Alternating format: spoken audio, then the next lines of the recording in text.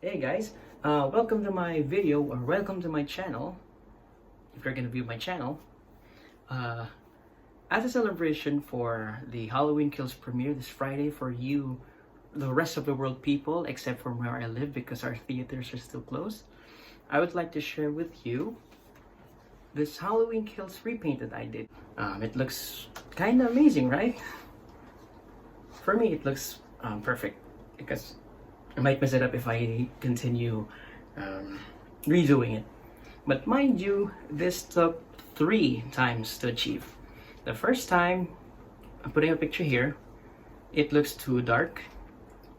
It looks kind of burned. The second try, it looks like cream cheese. You can see the yellowing too much. And once I watched Nick Mulpagano's video tutorial and added some styles of my own, I came up with this. It's pretty amazing. And in correction of my review, my copy is a bad copy actually. It doesn't have that much of a deep cracks in it. So I had to brush it in and sometimes do some creative liberties, but still stays true to the mask. So there's the mask. Take a look at it.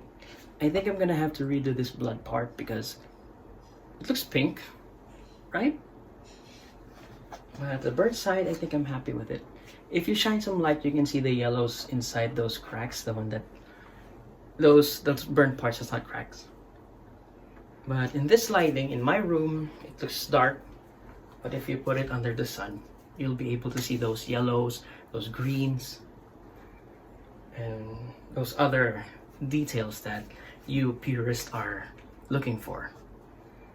But overall, I'm happy with this mask, and I plan to wear this once or a few times after during Halloween because some kids will be trick-or-treating in here and want to scare the shit out of them.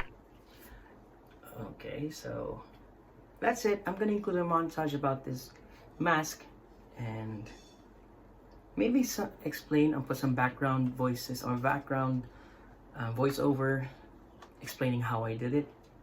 But mostly it's gonna be about the mask.